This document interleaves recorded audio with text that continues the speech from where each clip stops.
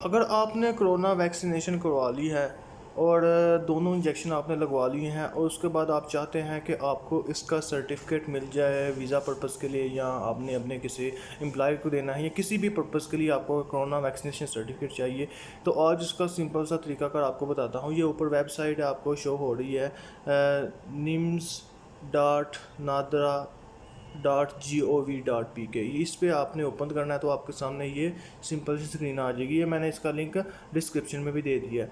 यहाँ आने के बाद आपने यहाँ कोरोना हिफाजती के सर्टिफिकेट पे क्लिक करना है।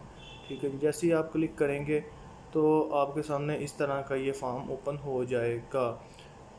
इस फॉर्म के अंदर आपने अपना शनाख्ती कार्ड नंबर लिखना है और नीचे इसकी इशू डेट लिखनी है और इस छोटे से आंसर का जवाब तस्दीक देना है। इसके बाद आपका ये चला जाएगा पेमेंट के ऊपर। वहाँ आपने 100 रुपीज़ की पेमेंट करनी है।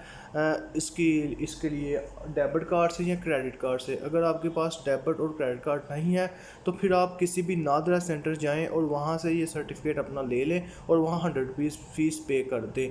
ये छोटा सा तरीकाकार है, इससे आप इसका सर्टिफिकेट ले सकते हैं।